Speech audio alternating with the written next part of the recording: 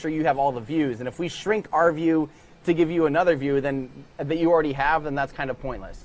So just be aware, as soon as the SpaceX stream goes live, we'll let you know. Have a tab ready, have a screen ready, another device ready. We really, of course, appreciate if you guys stick around with us too and watch. That tells YouTube that what we are doing is something that you guys are appreciating, of course, helps with the algorithm and all of that. So if you can, pull it up on multiple feeds, of course, get NASA Spaceflight up, get Lab Padre up, get up all the feeds. There's really 4 that you should have. We're going to keep ours full screen, though, for you guys, so you get as much resolution as you can and not repeats of other screens. We decided that was the best use of our pixels, because at the end of the day, it is just a pixel war. And if you're already watching SpaceX's stream, it'd be double. And also the syncing and the timing and everything would be annoying. So, yeah, this way it's a lot better in that regard. So, okay, so, all right. This is from Jesus. I think we answered this already. 20 miles away from the launch site. Think I'll be able to see it? Yes, I do think I'll be able to see it. Adam, Elon wearing your F1 in a recent interview. Yep, that's why I'm wearing it today. Twinning. Hopefully it's not like a bad luck shirt since it scrubbed yesterday. Although yesterday wasn't bad. Yesterday was great. Yesterday was an awesome test of all the systems and everything. So, yeah, I think that was, by all accounts, a good thing. So, Kenneth, it was fully fueled. How high could it fly and land? So once this thing's actually fully fueled, it can go something like 8,000, 9,000 kilometers downrange. And that's why it's a very valid point-to-point system. It can fly almost halfway around the world as just an upper stage. Now, but that's assuming it has the thrust-to-weight ratio to do that. The 3 Raptors that are on there now, you would not be able to fill it all the way to the brim. It would not have enough thrust to get off the pad. It would need 6 sea-level Raptors to get off the pad. So there would have to be a point-to-point variant for those purposes. The Super Heavy booster is what makes it go orbital, though. So if once it's the Super Heavy booster, it can get all the way out to geostationary transfer orbit. It can get even a little bit beyond that, but it can't get to the moon without a refuel. Once it refuels and you refuel it enough, it can go quite literally anywhere. Yep, the rocket venting has stopped, but that might just mean that they're kind of holding for now. Like I said, they kind of did a similar thing yesterday. They aren't following what we're more used to with the venting and stuff like that. It seems to be kind of on its own thing. This is from Aaron. Glad you're able to do what you love and share your knowledge with us all. Well, thank you very much, Aaron. I appreciate that. Captain Space Chimp, is Starship going to be self-guided and just transmit telemetry, or is it going to be remotely piloted and compensate for any for it? Nope, no human intervention. It is all autonomously. It's not a pre-planned. Like it derives new information based on its heading. Just like, I mean, this is what guided missiles do. This is what the Falcon 9 and Falcon Heavy boosters do. They have a destination, and they're making variable changes. They're constantly replanning and replotting in real time how they're going to get there based on some predetermined, like, here's your maximum minimum. Here's your, if you get beyond this, it's just constantly refreshing, basically, and flying and trying to land. And that's exactly what's going to be happening today. So, yeah. Ray says, hey, Tim, where are the SpaceX personnel Elon watching from? Is there a tower? Can you see them? There's a very small amount of people at Stargate over there next to, like, right at the factory, basically, where all the factory is. And if we have a camera, would someone on one of maybe the tracking camera on Gene, would you mind taking it from, show us the rocket and then pan over to the factory? Well, let's get you pulled up here real quick first. So keep it on rocket for now. Go back to the rocket, or go from factory. So there's going to be a small number of people there at the factory. And then the rocket's way over there. That kind of gives you a perspective right there of how far away the people are. So do that again real quick while we're at it. So it's quite the distance. It's about 2 miles, 3.2 kilometers. It's close. I really hope they have some kind of safety consideration and game plan. I'm sure they do in order to fulfill the FAA. Maybe, blast-proof windows and concrete reinforced yada, yada, yada, bunker style. But that's where a few people will be. The rest of SpaceX's crew is actually on South Padre Island or something of the variety. So, yeah. Hang on, I got to make sure I'm...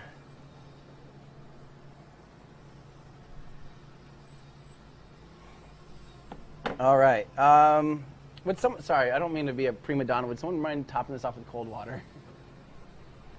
Thank you very much. Thank you. Ryan says, I see that most lunar Starship mock-ups have no flaps ailerons. How will it re-enter without them? Also, it looks like carbon composite instead of steel. Ryan, sounds like you need to watch our complete guide to Starship because we talk all about the different variants and why they're different. The biggest thing is the lunar version of Starship won't ever re-enter. It'll stay within the Earth-Moon system. It might only stay once it gets to the Moon. It may never leave lunar orbit. It may never get back. There's a lot of speculation that it could maybe get back and get into a elliptical, like rectilinear orbit of some kind between the Earth and the Moon, or some kind of highly elliptical orbit in general. But it's not ever going to need to re-enter. They'll end up rendezvousing and docking with it and loading it up. That way, it never has to get back out of the atmosphere. It never has to do any of those big delta V changes. And so that's why it's totally different. And it could be made out of carbon composite. It could be made out of totally different things because it never will have to consider the challenges of re-entry. So, yeah. Chuck Rogers, Tim, any reason why your live streams are often blurry? On my Fire Stick 4K and Lab Padre and SpaceX aren't. The whole thing, including your graphics. That's a great question. We're sending it out to YouTube at full resolution. I don't know, actually. Can you check your settings? Because we're on our devices, it always looks fantastic. On YouTube, I'm not too familiar with settings on the Fire Stick TV, on the Fire Stick 4K little dongle thing. But yeah, we're sending out a good signal on our end. This feed right now that you're seeing is a little bit of a compromised feed because it's totally remote and wireless, so the frame rate's relatively low, and it's extremely high amounts of atmospheric distortion today. I'm guessing, I haven't seen one of Lab's cameras is very close, and that one would, thank you very much, would have a lot less atmospheric distortion to deal with. So that could be why you're not seeing blurry, but you said the text even are blurry. To that, I don't know, because it's nice and sharp on my end. I don't know. Oh, Charlie in our Discord says that they have the same problem. They just have to go in and adjust the video quality if auto comes on and it turns it into potato quality. So just check your settings there. Bob says, appreciate you being there to record this for us and posterity. I can't wait. Yeah. Yeah, if anyone's seeing this blurry, guys, go ahead and click the three dots on or go into the settings on your device, look on whatever, and change it to 1080, and it'll be substantially sharper. Yeah, 1080p should look real nice and clean. But of course, like I said, the view of the rocket, it looks a little blurry. That's just simply because of the atmospheric distortion. And then also we're doing a screen capture on that one. But once it clears once it goes up off the pad, it'll be nice and crisp and sharp. So Dragon Trapper says, thanks for the awesome coverage. Here's hoping SN8 doesn't belly flop straight into the Gulf. Thank you very much, Dragon Trapper. I appreciate that. I'm hoping it doesn't. I'm hoping it doesn't go into the Gulf for cleanup purposes. I think it'd be a lot better for debris purposes to be able to clean it up, on solid ground. I think they'd recover most of the pieces that way, and it wouldn't have any problems with marine life and stuff. Yeah. Yeah. All right. This is oh great. I'm getting way behind here. I'm sorry, guys. Let me try and catch back up. Vile says, it took between 59 minutes and 1 hour and 6 minutes to fly from Houston, the WB-57. So is that actually in the sky yet, or did they pull the WB-57? Anybody have tracking info on that?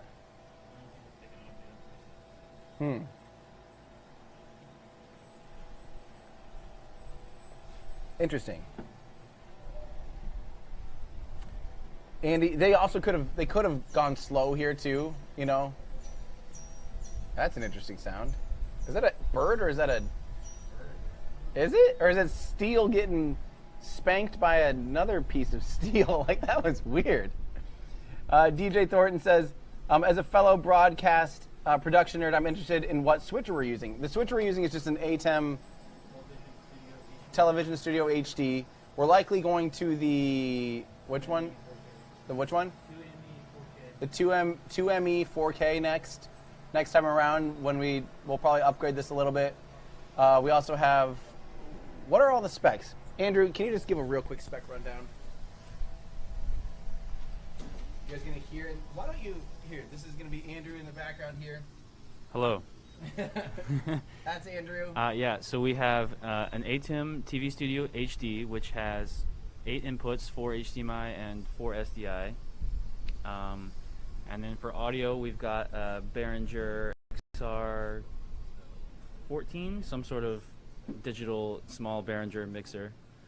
Yeah, and then Tim talked about the NDI that we're using for the remote camera. Whatchamacallit, forgot the thing that for the overlay or whatever, right? Yeah, for the overlay, we're using Casper CG on a laptop. Yeah, I think that's it. Yay. Yay. Everyone say thanks to Andrew. And while we're saying thanks to people, the other people that I want to make sure we thank was quite an exhaustive list at this point, because we're teaming up here, guys. We have some awesome people helping behind the scenes. You guys we've mentioned them many times, of course, Cosmic Perspective, Mary Liz Bender and Ryan Chalinsky. CosmicPerspective.com. You can find all their socials, but most importantly, I think, is their YouTube channel. Find their YouTube channel because it is just some of the most gorgeous and stunning footage of rocket launches and storytelling behind the launches, the people involved, their stories, what they do. Just chill. It's exactly what you need in 2020. I promise you, you will find it just relaxing and pleasant. And that's exactly what 2020 needs. So go find Cosmic Perspective. They're a huge help. We're collaborating on a lot of our footage together. So, of course, Rachel and Jean from S Padre Isle on Twitter / Space Padre. You guys know them on Twitter for sure. Are helping with so much. They're doing a tracking camera for us too. Also have helped immensely just in running around and getting supplies and getting cameras set up and constantly. This has been a major, major team effort. I am so lucky to have so many people helping out and so dedicated to this, because it's been weeks of work. And literally, even once we got here, we're so thankful it didn't go off to like the day after we got here, because it took us 3 days to set up. So yeah. And then obviously we also have our website crew. You guys are amazing. They're the ones that help with a lot of the behind the scenes stuff. And our YouTube mods, you guys are awesome, helping make sure this stuff all stays nice and tidy, and help foster a positive community. We owe, of course, a huge thank you to Allie for all the graphics and t-shirt merch designs and everything like that. Just the best work, making us look good. That's her job. And then we have the Patreon supporters and all of you in Discord who support. Whoa, there is a jet flying over.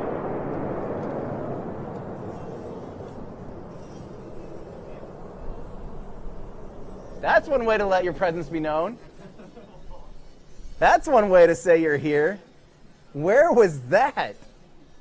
I like how my first instinct was just to stare at the rocket. Like, it just went away instantly. That is awesome. Yes. Andrew, do we have the ambient mics cranked pretty good? Yeah. We're gonna crank we have good stereo mics for you guys, and we're gonna crank those up and crank me down once I start inevitably screaming and losing my mind. But yeah, I was gonna say also thank you guys so much to the Patreon supporters and those of you that are here every day to help me hang out and do research and just be a positive community. I really appreciate all your support. If you guys want to join our awesome Discord channel and help me do what I do, go to patreon.com/everydayastronaut. It means the world to me. It makes this all possible, helps us upgrade equipment, and just keeps the whole ball rolling, and it just keeps the momentum up to provide the best coverage and the best videos and get the best information in the highest quality standards that we possibly can give you. So again, patreon.com/everydayastronaut, patreon.com/everydayastronaut. So thank you guys. And of course, thank you to all of you who have super chatted and donated generously today and yesterday and throughout this whole journey. It means the absolute world. So yeah, tons of people to thank. Too many people. Yeah, you guys are awesome. This is what it's all about, though. It's all worth it in the long run when we get to see something really, really, really exciting like this. I mean, this is what this is all about. So yeah. Sorry again that I will be missing some of your super chats. Dennis, thank you from Switzerland. Thank you very much, Dennis. Andrew, why did the earlier Starship prototypes have a flat top with a little cube when this has more aerodynamics? So those ones, Andrew, shield number 5 and 6, weren't intending to do this flight profile. They're just doing a small 150-meter hop. So they just stuck a mass simulator. It's basically the amount of weight that's going to be on top of this vehicle right now with the nose cone. They basically just put that amount of steel up there as a mass simulator, and to help make it so it can had more control because it shifted the center of mass higher. Now this one's actually flying and belly flopping and landing. It's a totally different vehicle, totally different milestone. We're no longer just looking at these little hops. It's more looking like, hey, we're just gonna actually try and fly this thing. It's a different beast. So this one does have the full, this is the actual size of a full-blown orbital starship. I feel like I need to give, now that we've got 76,000 people in here, we need to give you guys the quick rundown on what this is. This is Starship. This is SpaceX's next vehicle. This is a prototype of it. This is just the upper stage of what will be eventually a full stack, very, very, very large vehicle. This is about 50 meters tall, so 165 feet tall, 9 meters wide, so 30 feet wide. This thing is absolutely massive. It has 1,000 cubic meters of payload fairing volume. It is just beyond massive, if I haven't said that enough. And this is only the upper stage. Eventually it'll be on top of a super heavy booster, which will be 70 or 72 meters tall, same 9 meter wide diameter. So altogether the vehicle is going to be 120, 122 meters tall. Massive. The Saturn V is 110 meters tall. So it's bigger, taller, twice as powerful, twice as much thrust at liftoff as the Saturn V. This will be the biggest rocket to ever fly, and it'll be fully reusable. That's the whole deal here. That's the whole shtick. The whole shebang is that this rocket will be able to land. The first stage will be able to land and refuel and refly just like the Falcon 9, but hopefully easier thanks to methane and the full flow stage combustion cycle Raptor engines. But the upper stage will also be fully reusable because it's designed to be able to re-enter and land and scrub off as much velocity as possible with those big aero surfaces and control its re-entry heating using the re-entry surfaces, these big flaps, these ailerons as I call them, fly in and fall on its belly, bleed off as much terminal velocity as possible, as opposed to the Falcon 9, which fell engines first.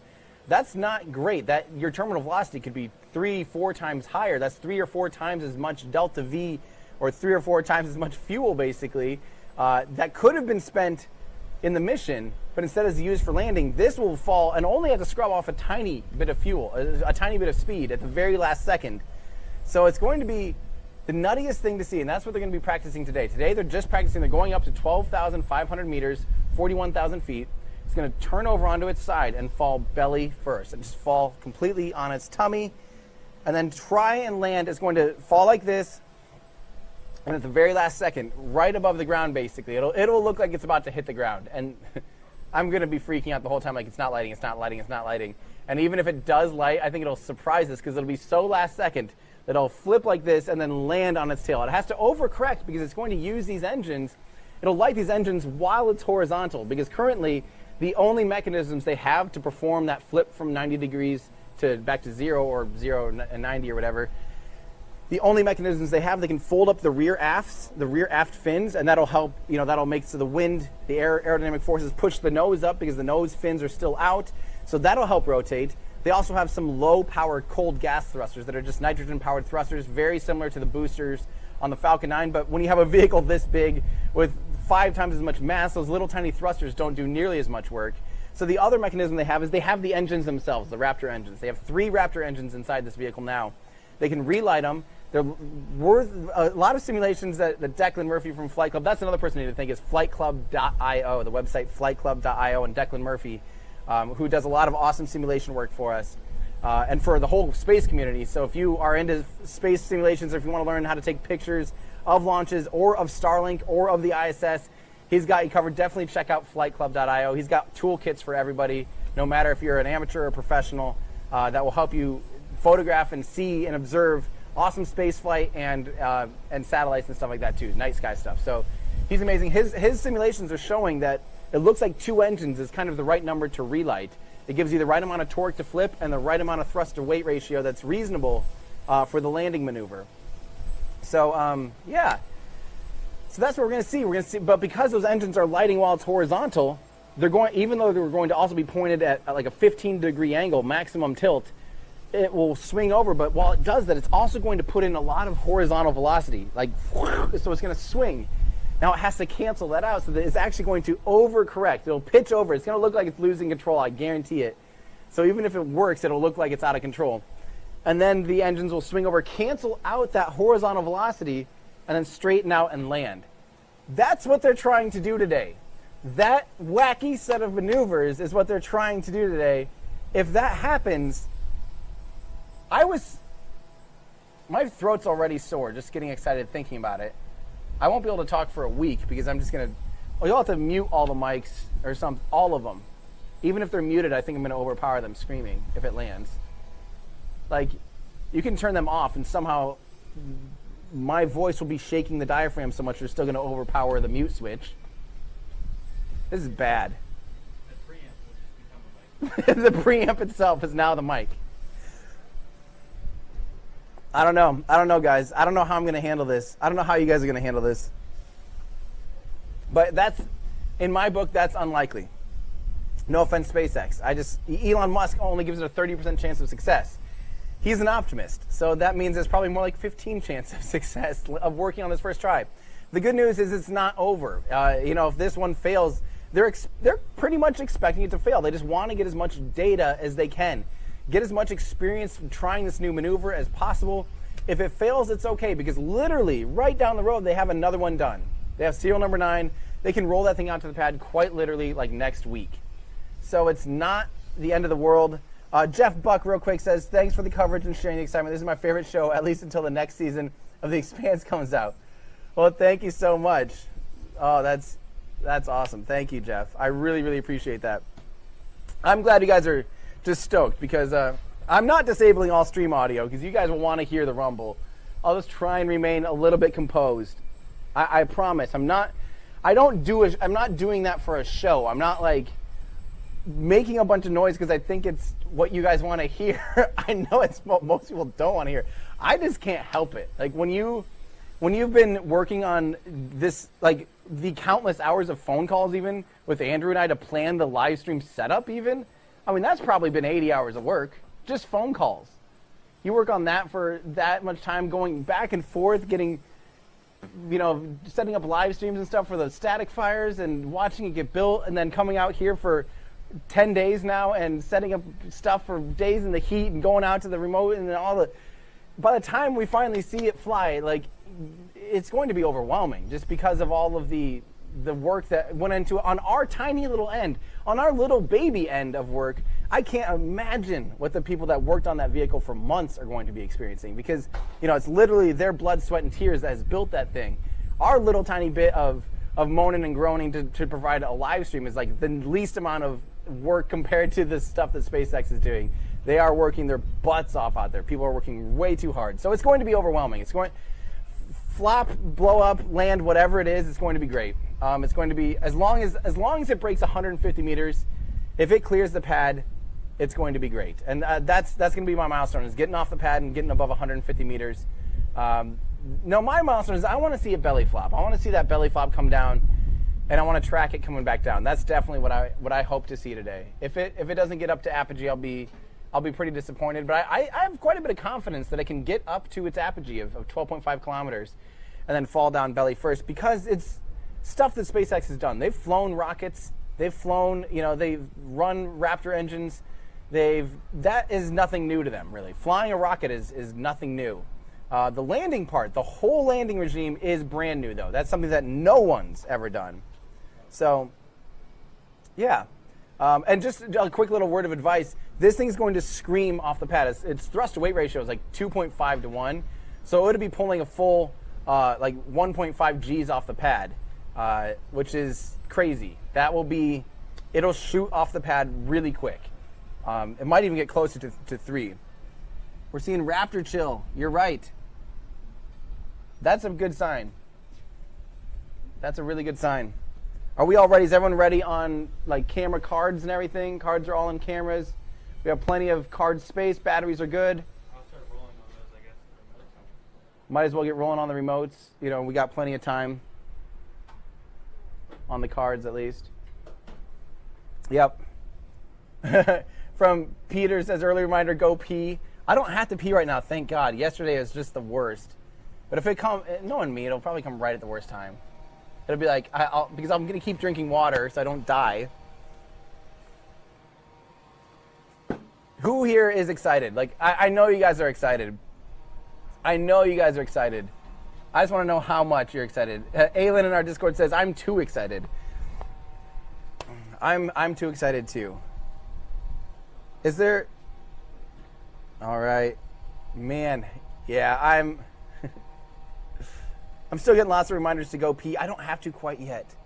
I feel like this is my mom, like, honey, you know, again, we're going on a road trip. Go pee now. Mom, I don't have to pee. Go now. You trust me, you do.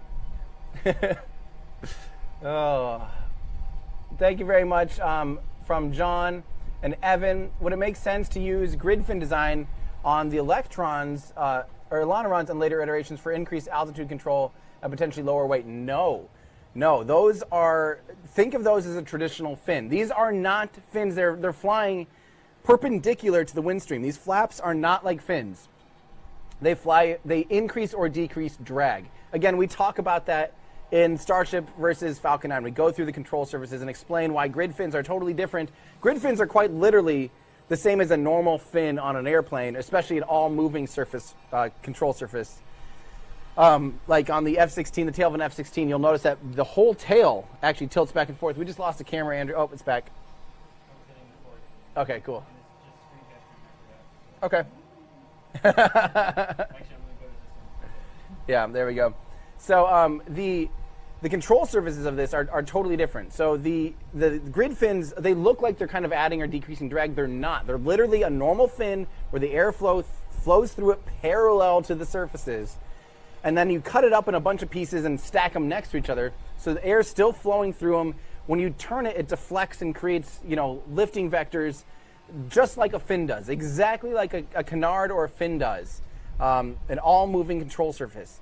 It does not necessarily control the Falcon 9. A grid fin does not control the Falcon 9 by increasing and decreasing drag. It's literally deflecting air. This is different. This is using drag like a split aileron would on a B-2. So basically, the more drag, the more out those flaps are, the ailerons are, the more it's going to push up on that edge. So if it's the front and the nose flaps, if they extend more, the nose goes up. If they tuck in, the nose goes down. Same with the back. If the aft flaps extend out, the back end comes up. And they use those, they change the amount of drag, literally just like a skydiver does. When you see a skydiver skydiving, you move your arms around to change your drag, and that controls your orientation. It's the exact same control scheme for this. So in order for grid fins to work, you would actually have to have a point further back to be able to steer it from a leverage. You'd have to have leverage over the vehicle to do it. This does not have that since it's broadside. They will have grid fins on the Super Heavy because it's still falling engines first. The leverage of having control surfaces way out on the top on the interstage of the Super Heavy will still be able to provide torque and all the control schemes. It does not make sense when doing a belly flop maneuver. It just physically would not work. It'd be the wrong control surface. So, yeah. So yeah, that's the key. Watch the Starship, our Starship versus Falcon 9 video. It'll give you a complete rundown on those two vehicles and their control schemes. And yeah, I promise by the end of that, that should answer your question because we have some better visuals than me using hands like this. So hopefully that answers your question. Thank you very much, Winkin, for the membership. From Beth Lloyda, been watching since SES 10. Thanks for your passionate question. Considering frequency of difficulty of lighting Raptor engines, several scrubs. Thoughts on success without testing rapid refires? That's my biggest concern. We see them have scrubs because the engines don't relight all the time. That is like the number one cause of a scrub is something wasn't happy. On relight, I wouldn't be surprised though if they lower the threshold and say like, you know what, it's either relight or die. So we don't care if it's a little too high or if it's a little too late of an ignition process and it's a little bit of a hard start. We're going to try anyway. But I'm surprised that we don't think they've tested that at McGregor. There's ear listeners, there's people that are listening to everything that happens at McGregor. It has never been confirmed or anything that there's ever been a relight of a Raptor engine. So to my shock and to my dismay, it does seem like the first time they're going to a back-to-back relight of a Raptor engine is while it's falling out of the sky at 300 kilometers an hour or something. Who knows? Yeah. Own Hey in our Discord has a really good point. It says, just have to say I have all the streams up. How lucky are we to have this amount of high quality coverage? I mean, seriously, what a time to be alive. Imagine if you could have seen all of the testing of the Apollo hardware and of Saturn V. The general public couldn't see that. Definitely not in HD. Definitely not from multiple vantage points. We are extremely fortunate as spaceflight enthusiasts to be able to have this kind of coverage. Yeah, it's awesome. I love the spaceflight community, and it's all just fortunate that SpaceX is doing this in public grounds and within eyesight of a lot of people, where the general public can watch this stuff happen. So, yeah. Let's see. Do we have any updates on if the WB-57's in the air yet?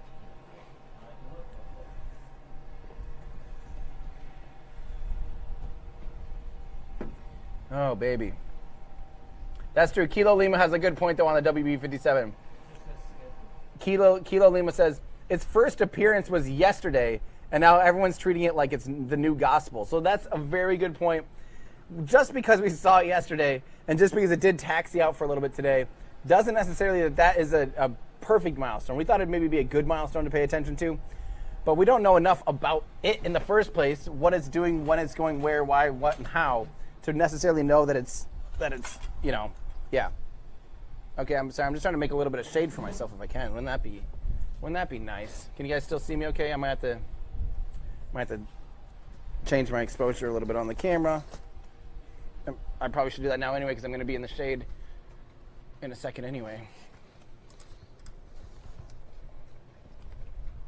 Give me 1 second here, guys. Oh. There we go.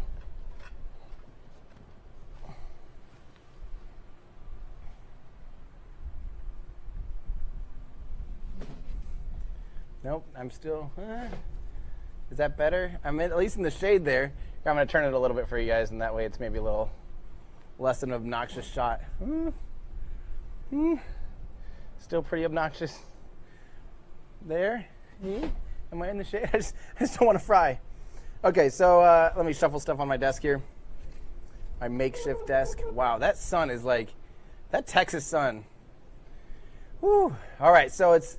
just another quick update. It's still looking like we got some, those T-38s are doing circles around Victoria, which is relatively close to here. They could be support for today, so who knows? Zendel says, upon reflection, with hindsight, was the space shuttle a mistake? The space shuttle itself was not a mistake. I get why it happened, that it needed funding, but the fact, like what we were talking about earlier with the Mission 3A, 3B stuff at Vandenberg Air Force Base, that was the mistake, was planning and designing the shuttle around a mission that would have, by all accounts, been quite literally impossible.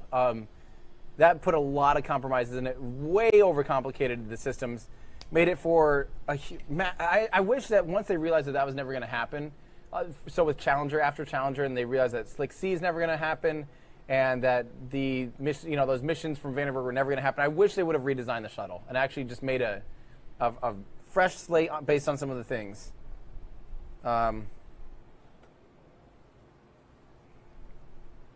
Bullhead's saying they can stream in HD, but not ours. Is anyone else experiencing that? I don't know why that would be.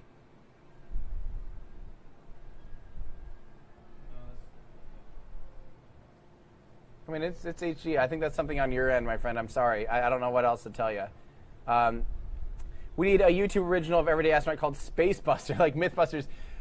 I kind of did something like that. I don't know if a lot of people know this or were around at the time, but I actually did a full series with Facebook Watch, which was kind of like their attempt to try to do like Netflix original programming and stuff. And it was a full production. Like, it was the same people that shot a lot of stuff on Science Channel and Discovery Channel. And it was called Spacing Out with Everyday Astronaut. It was way goofy. It was kind of like Mythbusters-ish. But we've done that. We've done that.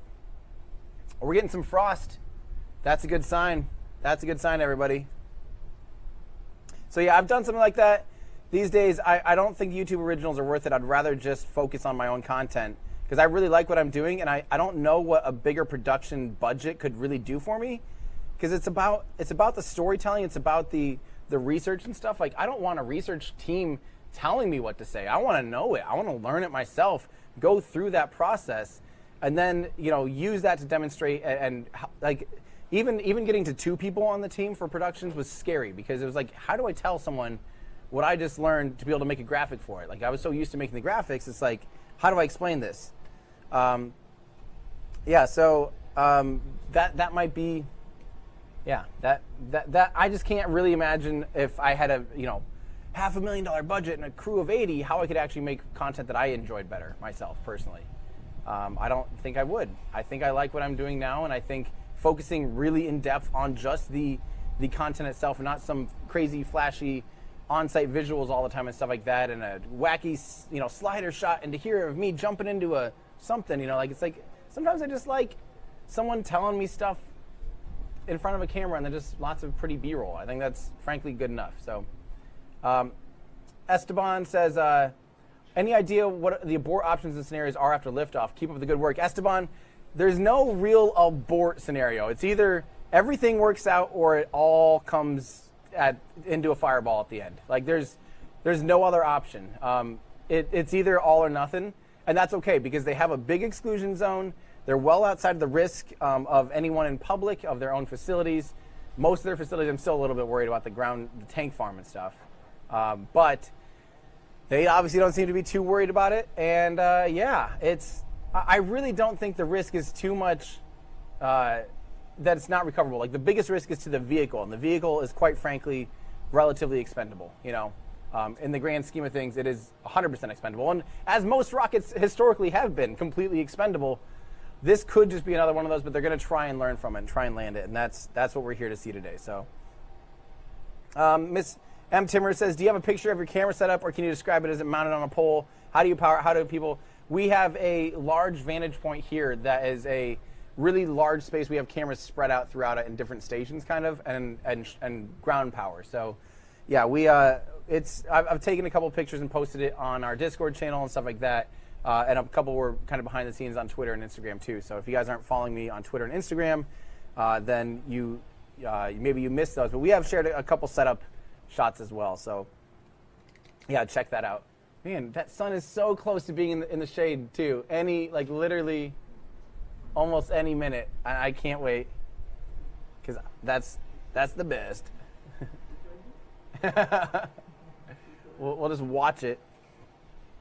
All right, so this is from Harold. Says, this is probably really old. I'm probably way back in here. Guys, I'm really sorry that I'm definitely having missed some of these, and I've probably talked about some of the stuff now. But I'll read some that are pretty relevant here. And thank you again to all of you that I'm missing. BE4 versus Raptor, what are the main differences in releases, and what releases come apart? 2, do you think Blue will be able to catch up to SpaceX? When do you think that'll happen? That's the question, because we've already compared BE4 to Raptor in our Raptor video. Andrew, we lost that feed. Thank you. So we've already done a comparison of those 2 engines. The BE4 is closed cycle, oxygen-rich closed cycle. It's not full flow stage combustion cycle. So although it's a really, really good engine, there's just simply some physical limitations in efficiency that the Raptor engine can achieve that the BE4 cannot. So mostly in specific impulse. Thrust to weight ratio is another big one, because the chamber pressure is a lot higher in the Raptor engine compared to the BE4. There's just a handful of considerations, and the Raptor engine is definitely a more advanced engine. It's the only full flow stage combustion cycle engine to ever fly. The RD270 was an incredible engine. The Soviet Union made a single chamber engine, full flow, way more efficient than the F1, and like 80% as powerful as the F1, but substantially more efficient, and higher thrust to weight ratio, better by all accords. It never flew. I wish it had, but now this is kind of the chance to relive it, frankly, is the Raptor engine. So I think I'm going to do a video on can Blue Origin catch up? What would it take for Blue Origin to catch up? Yeah, I'll do a video on that. So I think relatively speaking, this is still short time spans. 5-10 years in an industry.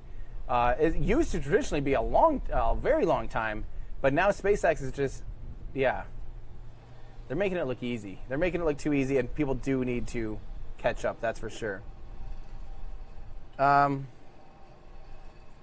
Let's see. So, great question. I'm going to try and get to a few of the bigger ones here, guys. Again, I'm sorry that I'm missing so many, but thank you guys so much for your generous donations. It really makes a huge difference for us. This is from Kenneth. Is Starship's electrical system powered by Tesla batteries? Love your channel. Thank you very much. It'll be drinks and dinner. It's been drinks and dinner on the whole team a lot because, you know, there's a lot of hard work going on here. So thank you for that. That'll go right into our stomachs. I appreciate that. This Starship's electrical system was at least powered by Tesla batteries. That was confirmed last year when I interviewed Elon at the Starship event. You know, he was saying, yeah, we literally have like P100D batteries, I think Model S batteries up in there to run all the power. And I think that's going to be the same thing. That's going to be the same thing here. So, man, look at that atmospheric distortion. I can't wait until it flies up. The WD-57 is down. That's why they didn't fly out. Oh, the WD-57, the NASA plane is actually down. Like, it's unoperational. They had a problem.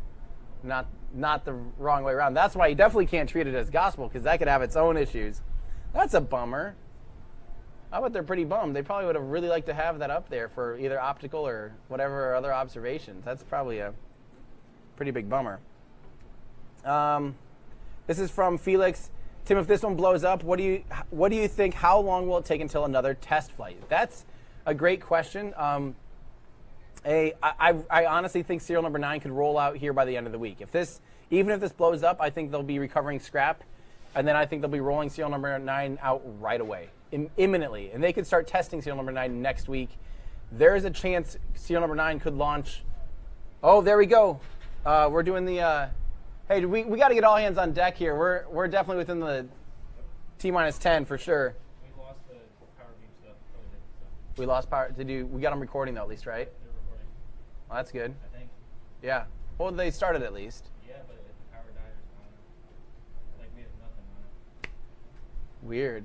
So just the power beam link died, which could be. Is that on a different power source, I forget, than the cameras? It's split.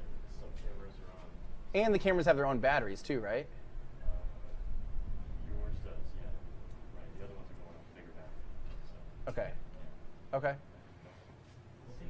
We'll see. Maybe we'll get beautiful 4K slow-mo for you guys. Maybe we won't. So guys, so because the tri-venting is in progress, we're probably within about like 5 to 10 minutes here. The other day that tri-venting was 10 minutes out. At some point I'm kind of gonna have to just be tuned in here and get ready for you guys. So the SpaceX countdown is at 7 minutes. But once that's live, then that's when I'm gonna really focus in and probably have to get ready for the thing. So I'll try and get to a couple more here while we have a little bit of time. NNA says, small chute could pop out to aid flip move. Launch control could actually officially confirm launch scrub by folding upper wings. At a glance at any YouTube live stream would show scrub without waiting for someone to comment on Twitter. A glance at any YouTube live stream could show scrub without waiting. Launch control could officially confirm launch scrub.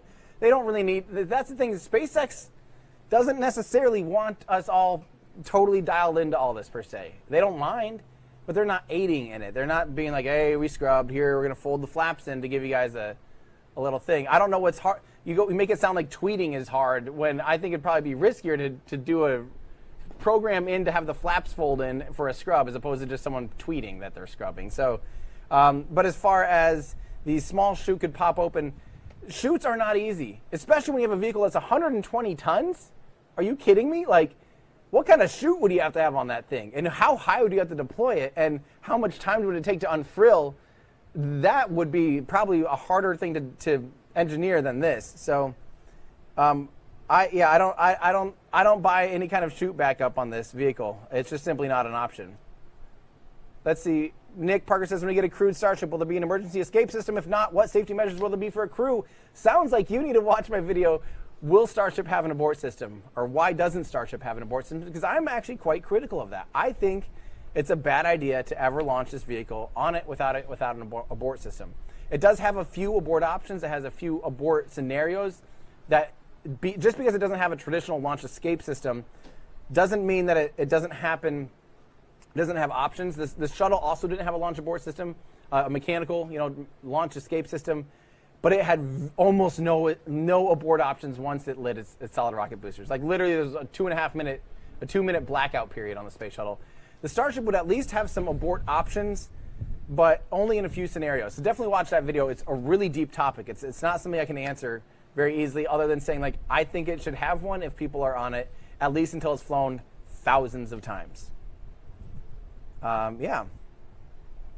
So guys, just a heads up, I'm thinking since SpaceX's stream has not gone live yet, yeah, I think that they went about T-minus 4 minutes the other day.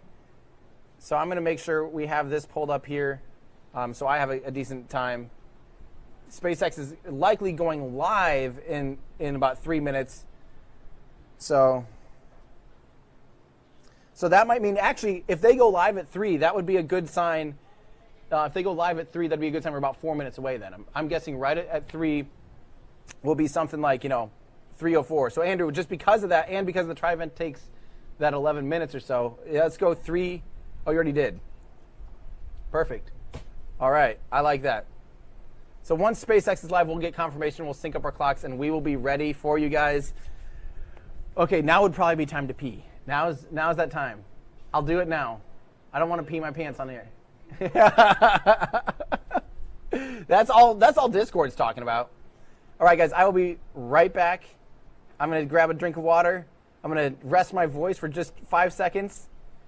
And I think we're going to see this. I think we're going to see this thing fly today. I think we're going to see this thing fly. We'll keep this up here. I'll be right back.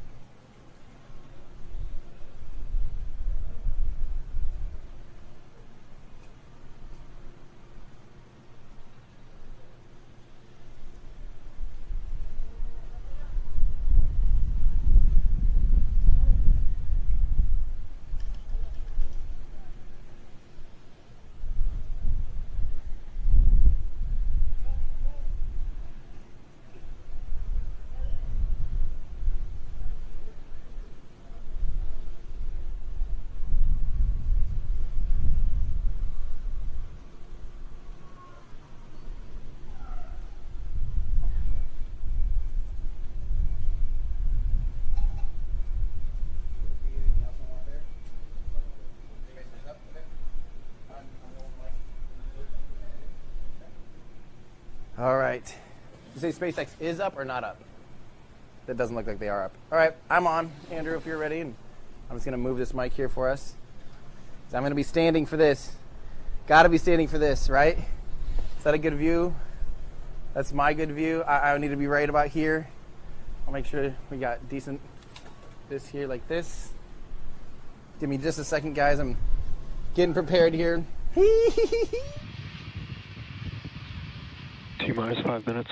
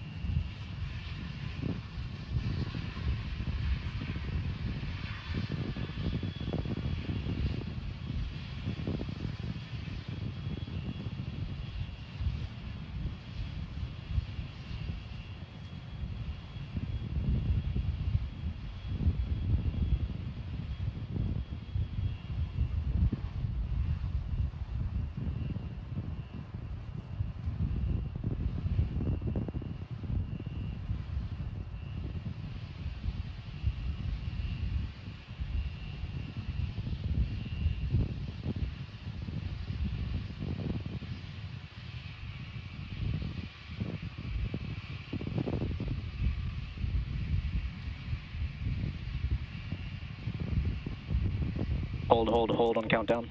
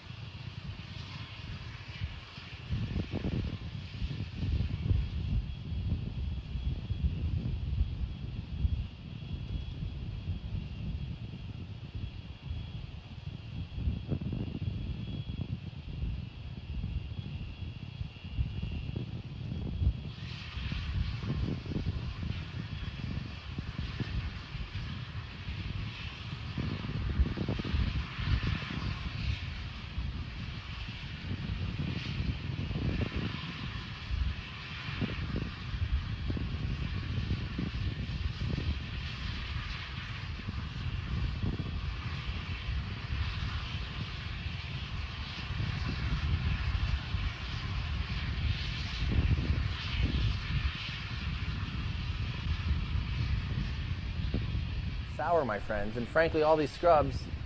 If you're here to witness it, now I feel bad for the people that get burnt out, you know, and go, I'm not watching that again, because then they miss that the build-up and the part that's fun is when it finally does happen. So unfortunately, of course, scrubs suck, but that, you know, you gotta have that sour to enjoy the sweet. You know, that's kind of part of it. So stick around, it's worth it. You know, it's worth it, and we don't see any signs that they're fully detanking. It could be getting ready to go here any second, as far as we know, except for the T-minus clock. So let's not be fooled. Don't forget, they could have an error with their overlay too. So let's not be totally caught off guard and think that they're totally done for the day. How many times have we been surprised with Starship? You just never know. It literally still could be any moment. I want to rely on that T-minus clock because I would assume it's tied into the terminal clock. But I also am not going to fully rely on it either, though. So is there been any statement? It very well could be range violation or something like that, too. I wonder if SpaceX would give us an update. Oh, clock pause, standing by for new T0. Right as I wish. So It could be range violation, guys. You know, that was looking good, and T-minus 2 minutes was pretty far into it. You know, T-minus 2 minutes would be an unusual time for a mechanical abort, because they haven't gotten to, at that point, it wouldn't be into any kind of other new, like, it's not like a pump has to turn on at T-minus 2 minutes or anything. I love these. Andrew, why don't you actually throw up SpaceX's stream real quick? Just so people can kind of see. They're showing a shot of the Raptors. That's a shot from inside the Raptors right there.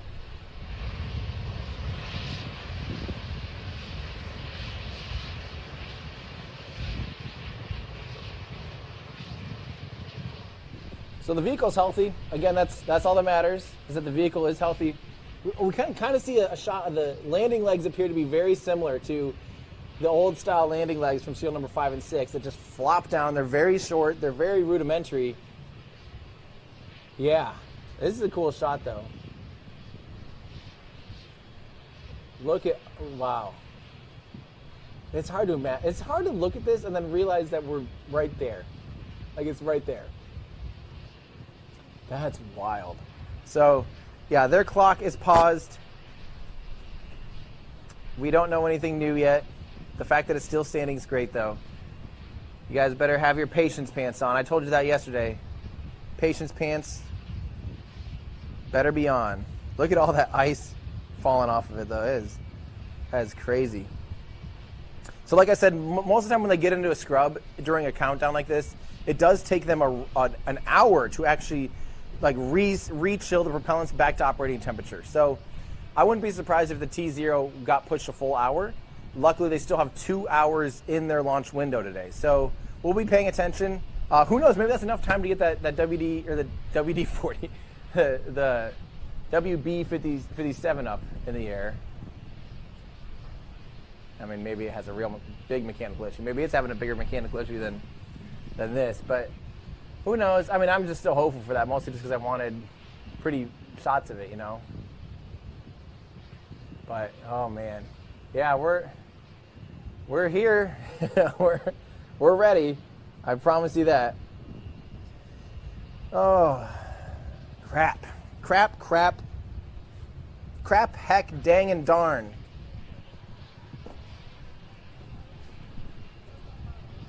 There was a plane in the range. Who saw that? The FAA may have called a hold if it was just even anywhere close.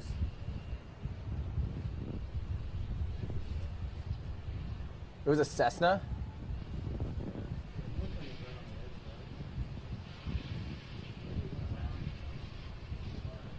Yeah.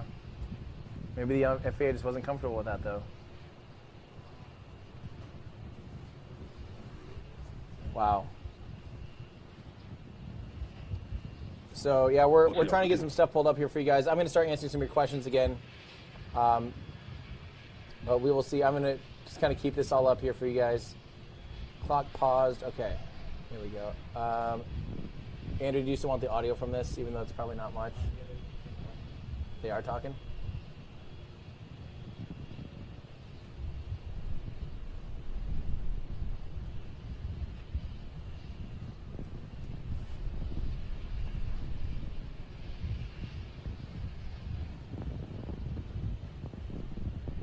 Yeah, we're waiting for a new T0 time, guys.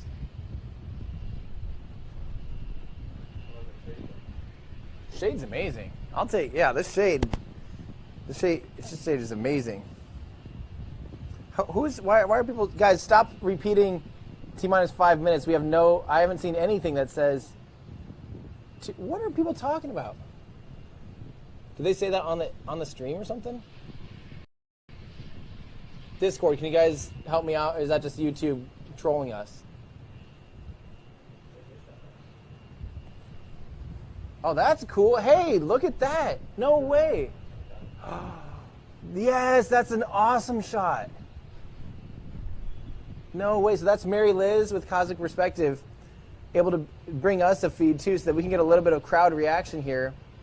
That's super cool. Oh, I'm going to love that shot too. Even in filmed on it will be amazing. You know, that's super, super, super cool.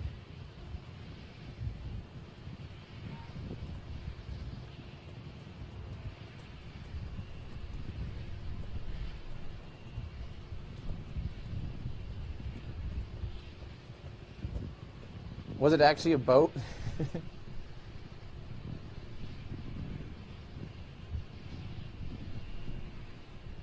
It may have been a boat in the range. Well, guys, why don't I get back to your questions here, since I think we're going to be waiting for a little bit. Everyone, just take a nice deep breath. Do it with me, chat. Do it with me. We're just all going to breathe in. Be thankful that we still have a healthy vehicle on the pad. Take a deep breath. I couldn't even do it. I'm faking taking a deep breath. Take a deep breath. Okay, there we go. We're ready, guys. We're ready for this. Wow, Mark Scott. I think we might. Oh man. Yeah, I think I got that one earlier, but I just want to make sure I said that again. Thank you, Mark Scott. That's amazing. Really, really, really appreciate it. So someone was saying, as far as seeing launches at a distance, Scott says Tallahassee could see Crew 1 launch during second stage burn. Yes, because it's a lot higher, and that was even going northeast at an altitude of, second stage burn gets into 200 kilometers. Like, you're up there high enough, and it was night. Wait, was Crew 1, I forget, was Crew 1 nighttime or daytime? I already forgot. I think it was nighttime. So yeah, it'd be really easy to see that. This, however, I bet you won't be able to see this for more than about 30 miles, 50 kilometers or so. Man, that's too bad. That's too bad that happened. Yeah, shoot, hecky, darny do. So sorry for the naughty language.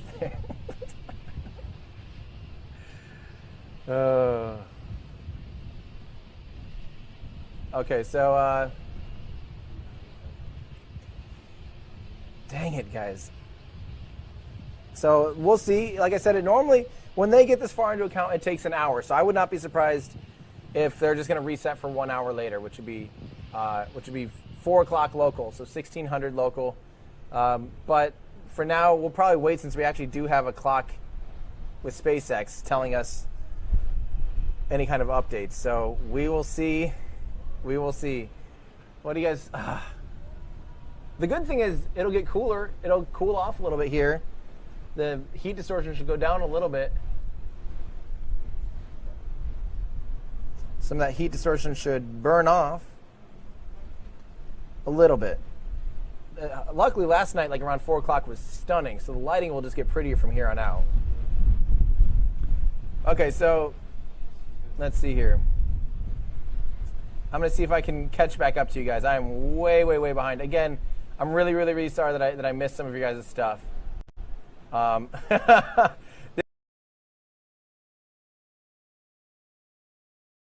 Event there, like Elon just trolling everything. Oh, that's funny. Fraser Kane again says, Fraser, this is your home now. No, please no. I mean, actually, it's great down here. I shouldn't be complaining, but it's expensive. That's, and I'm not. Everyone always is like, Tim, why don't you just pack up your life and move to Texas? It's like, I'm not in Texas that often to totally relocate to it.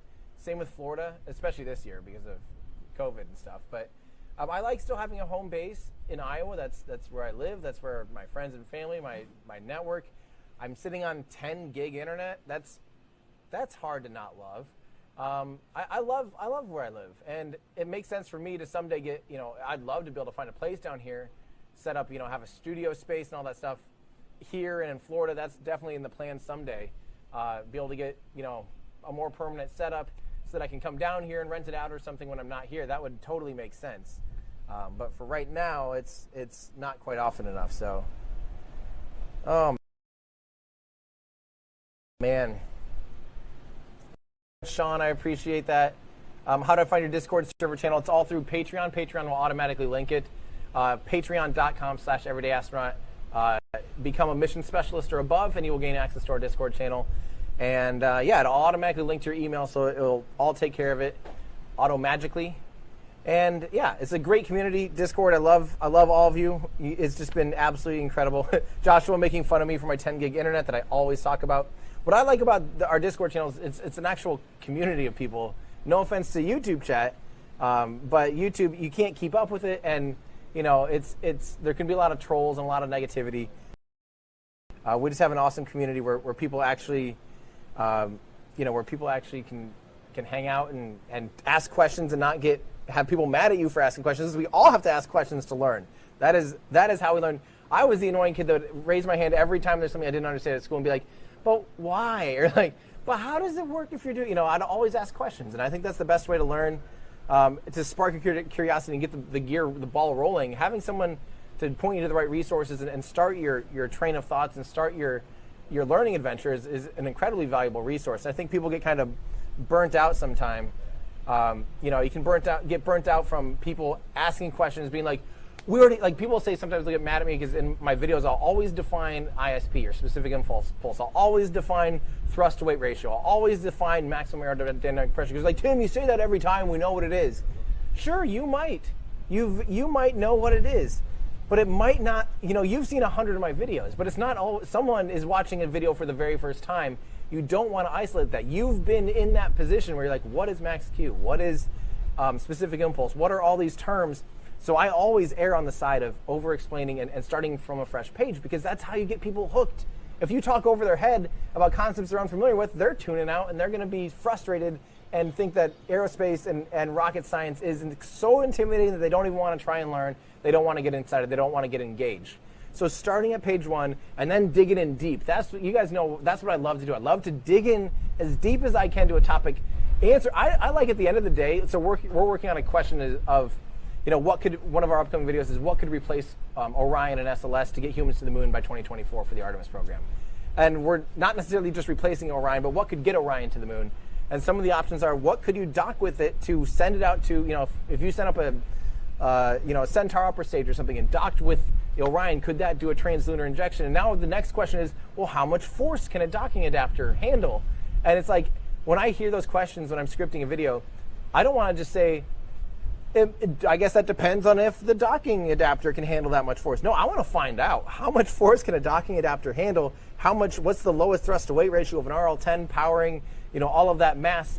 How much force would be in the docking adapter, and could it be feasible? And what would the technical? I like digging into that stuff, because when you dig into that stuff, you oftentimes learn way more cool stories. That's what I love to do. And I think that's what you guys love to do. I think that's why you guys keep coming back. At least that's what I'm betting on, is that you guys like those stories. You like diving in just a little extra deep, because the context is the fun part of it all. You know, the context is what makes rocket science fun, and a story, and something we can all cheer for and celebrate. So, yeah. So we still don't have a new T0, but do we have confirmation of? Oh, do you think that was? Is that the Coast Guard, though, shooing someone away? Yeah, let's get our telescope on it. Enhance.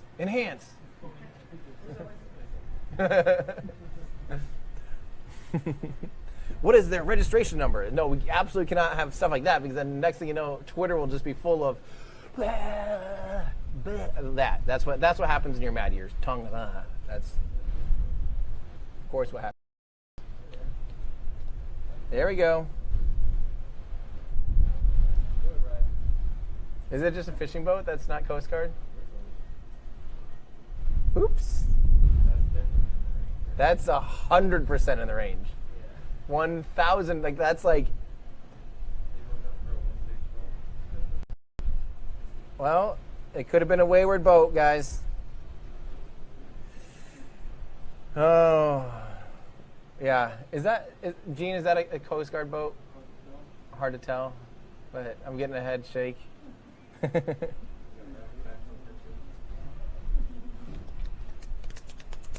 All right.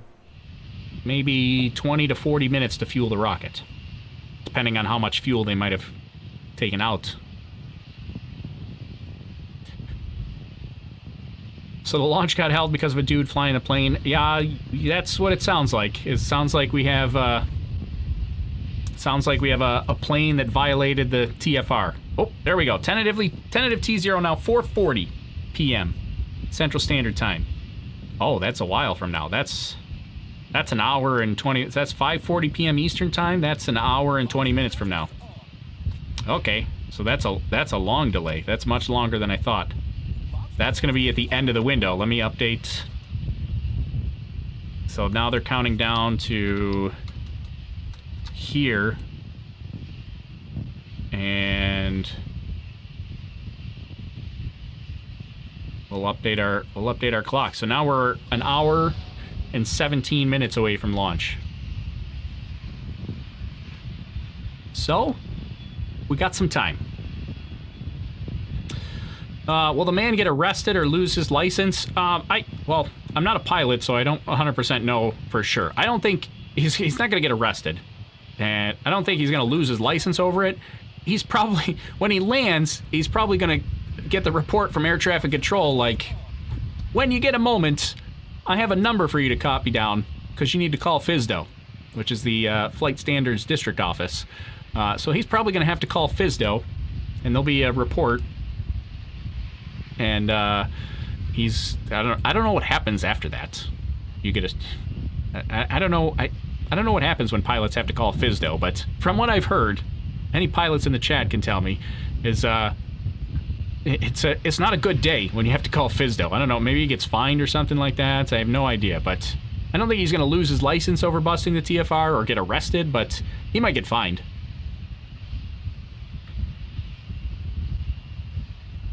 Yeah, Nomadic says he's getting the fine and the check ride. That's going to be one of the most expensive mistakes he's ever made. He's already gotten the dreaded number. All right, so Nomadic said he already got the call over air traffic control. I mean, that's what happened. That's like the worst thing that you want to hear if you're a pilot is when they say, when you have a moment, I have a number for you to copy down for possible pilot deviation. Or so that's. It's a bad day when you're a pilot, so it sounds like he's already gotten the phone number. He already got the readout. Nomadic, did you hear that on ATC? Is there anybody in our Discord that can clip the air traffic control for that and send me an audio link? Because I'll play it. I'll play the audio link. If somebody's listened to ATC live. Let me see. Look at a couple other messages here. Then I saw a bunch of super chats. I want to grab those too as well.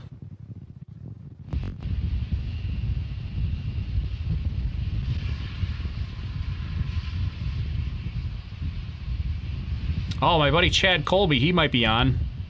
I saw Anita tag Chad in our Patreon hangout. Chad's a pilot. He might know. I don't know. Nomadic might be a pilot too. I don't know if Nomadic's a pilot, but he seems pretty reliable.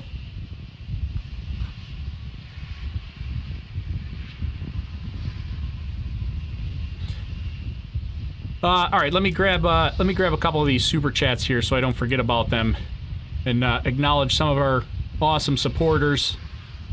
Let's see, where do we ended with photographer Luke. Still can't believe that, photographer Luke. Thank you very much. Luke Evans became a new channel member. Mirik Cern, I think I mentioned those already. I have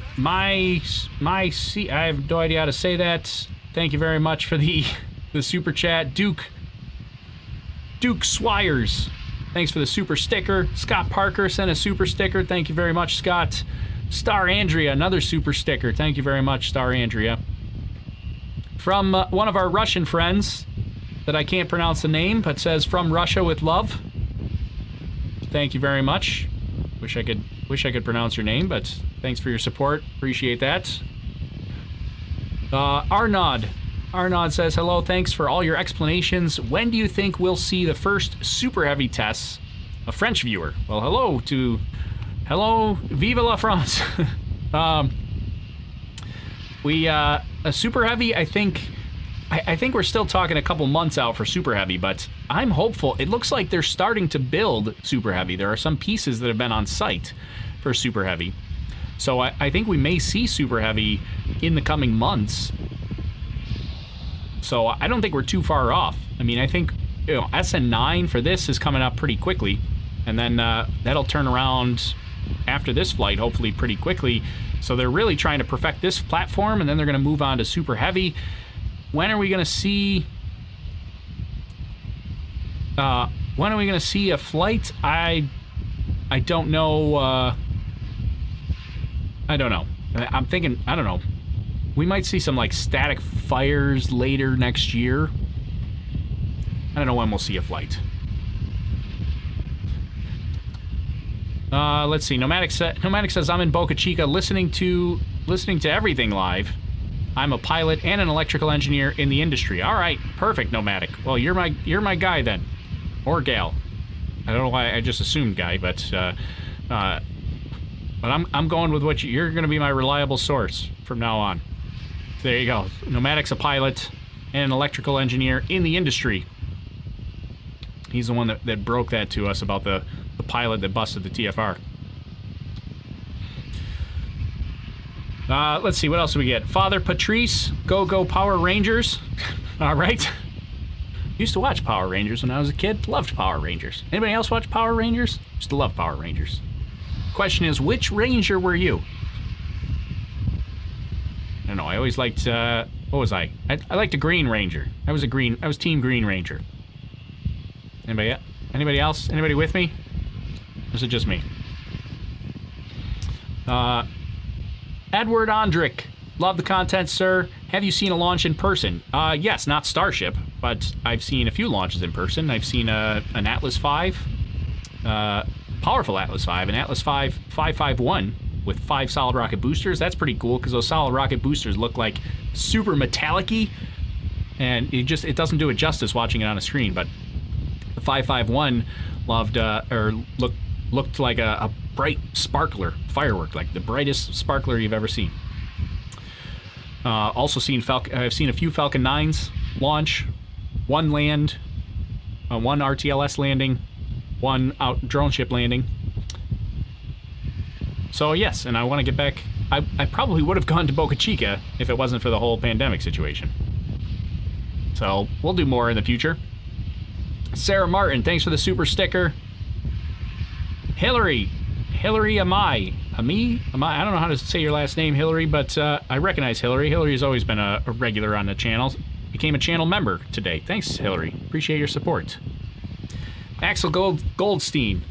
I love Luana Forever, to Mars and back. Thanks, Axel. Appreciate your support. Lucas Teller. Greetings from Slovenia. We got viewers from all over the world here today. Greetings, Slovenia. Thanks for your support, Lucas. All right, let's get back to it. I'll show you my animation here too while we're kind of waiting. But we don't get this view very often from SpaceX directly, so I was kind of hanging out, waiting here in this view. But Zack Attack over one of our Patreons said he tried to get the ATC, but the live feed doesn't have a recording available. Maybe he'll find it later. If he does, he'll share it. Oh, yeah, that's true. I guess maybe there's no recording yet. There might be a recording. Usually the recordings start every half hour on live ATC, so there might be a recording that comes out in a few minutes from now. You'd have the recording that went from the top of the hour to the bottom of the hour there. TP Seeker's looking forward to our weather balloon launches. Yeah, hopefully we can get back to those next year. We kind of put those on hold because of the whole pandemic situation. I can't say this one because I almost have 3 first rocket launches. The first one I went down to was CRS-3, which was the first Falcon 9 to have landing legs. I actually got hired as a photographer to go down and shoot this and got press credentials and everything. I, scrubbed like 3 times before I even got on the plane. Got on the plane, get down there, set up my remote cameras, and I had been down there, it scrubbed again, I think, and then finally, the day of launch, it scrubbed at like T-minus 20 minutes or something. Oh, I was so sad, and I ended up going home, but leaving my camera on the pad. So my camera, so then the co-workers, the people that I was working with at the time, Spaceflight Now, they retrieved the cameras for me and sent them back to me. So my camera saw a launch. I didn't see that launch in person, but that was the first launch that I was really invested in. I was out on the launch pad, setting up shots beforehand, where there was a rocket with landing legs, and no one had ever seen that before, basically. And a lot of people out there were laughing at the concept of this is so stupid. This is never going to work. Why is this silly billionaire? Well, why does he think he can land a rocket? This is just ridiculous. So, so that was kind of my first launch that I was tracking and trying to do media for, and that was in 2014.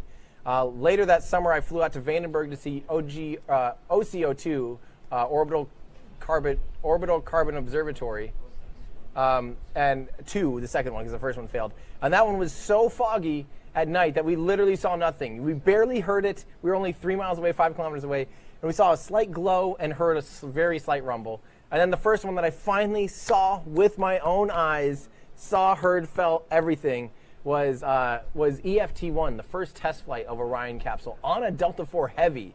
So it was punishing. It was testing it was the first time Orion really flew, and it put its heat shield through the pace and stuff. That was I think like December 3rd, 2014 or so.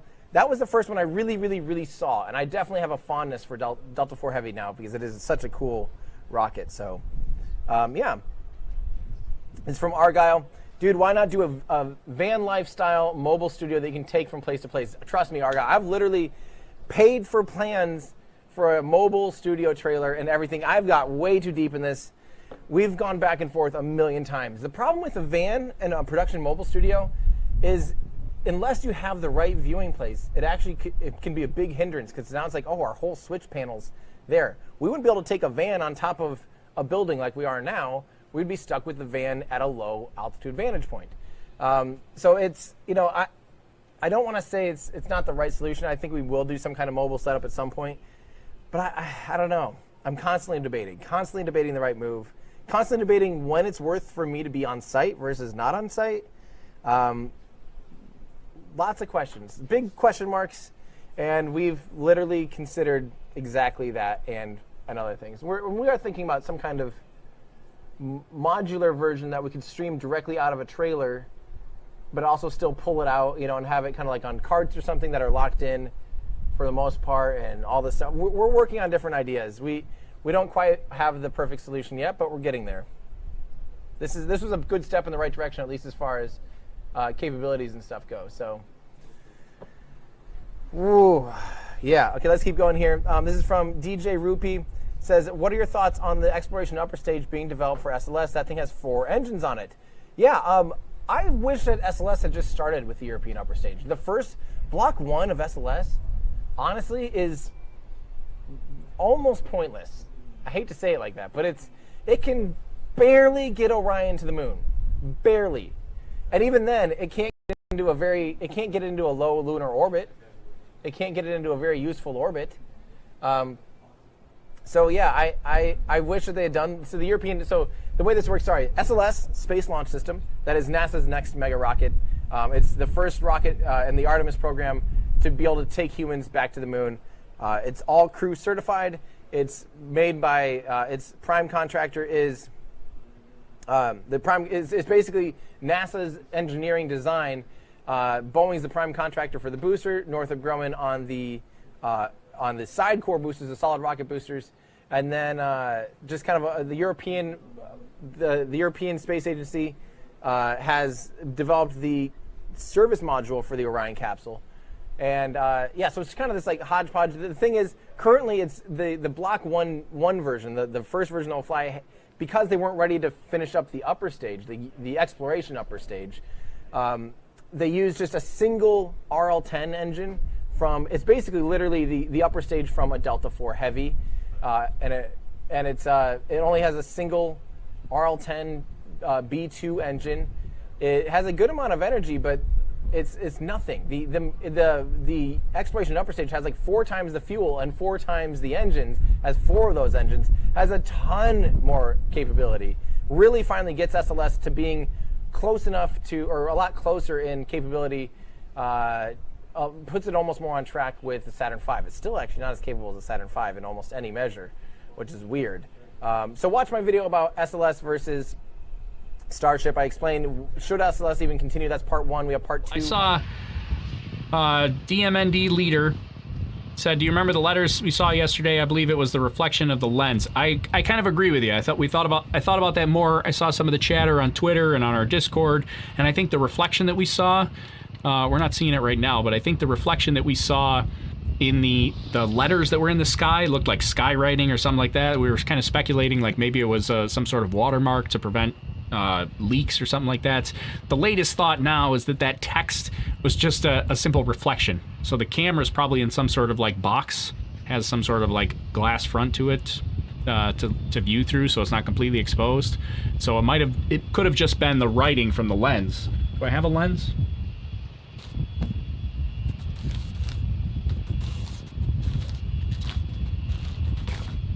Try not to drop it. But it could have just been the... Let me switch this over so you can see what I'm talking about. It could have just been the writing. Will this show? It might chroma key out. Let me put it in front of my face so it tries to focus on there. There you go. See the writing on the lens, the Canon lens there? So this, it could have just been the writing from the camera that was reflecting off whatever glass cover was in front of the camera there.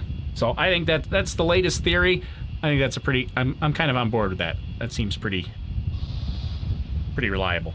Let me put this away. Put that away before I break my lenses.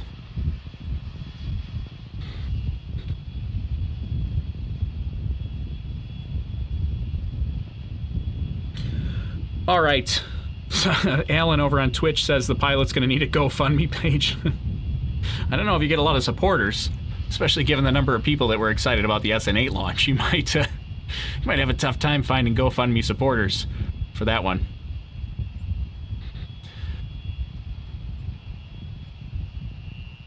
How do you know so much about space stuff? I'm just a big fan. I follow this stuff. I pay attention. I look into all this stuff, and I've been doing it for a long time. So I'm just a giant kid in a grown man's body, and I just love this stuff. I love it all. Fabrizio says the pilot will be fined and the amount should go to overlook horizon. Yeah, I don't think that'll be the case.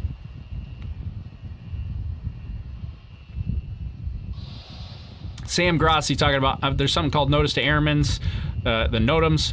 If he did not read that, he will lose his license and will be arrested for questioning. It seems a little bit. That seems a little drastic. I mean, I'm sure when you get into the investigations, like, and they're gonna ask you like, well, did you read the NOTAMs? And most of the time when people bust a TFR, usually they're just like distracted, or they're not paying attention, or they're just a little too close. And it did look like, if we go back and we look at the flight map, like he was very close. Let's go back to the playback here. We'll go to 2050. We'll start our playback. So he takes off. Actually, let's go a little bit further than that. It's like 2055.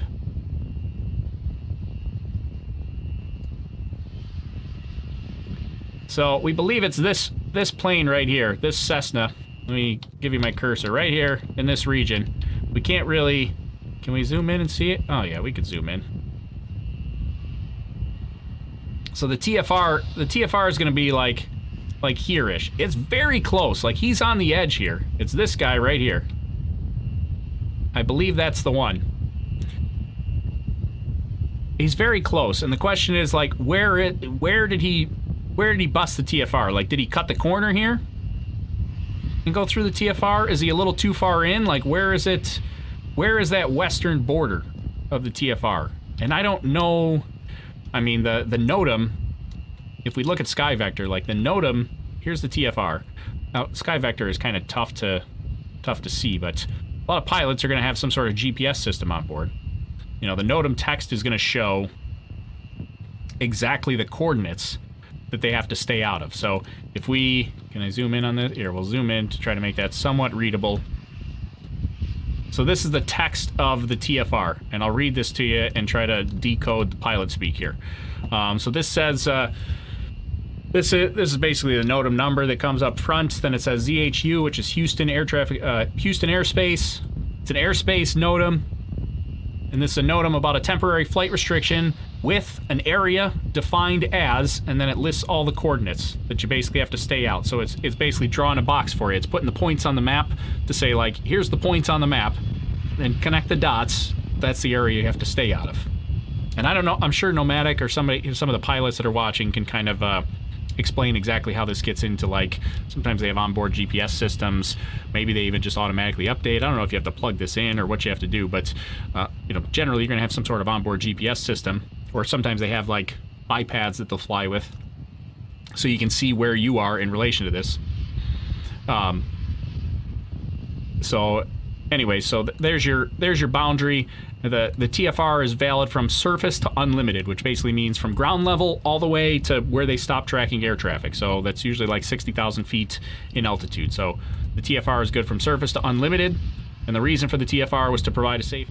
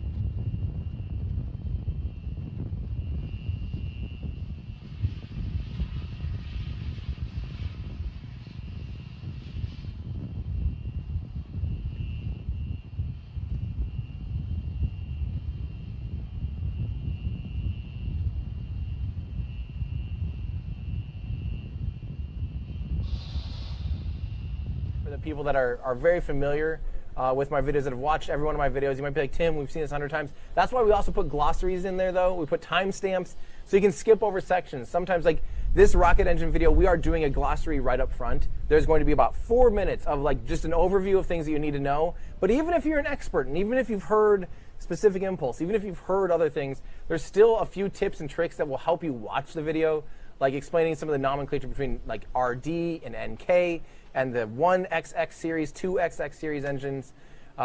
There's a few tips and tricks, and things like the design bureaus, things that I was and OKBs, things that I was very unfamiliar with. We define all those, so there's still relevant information. I never want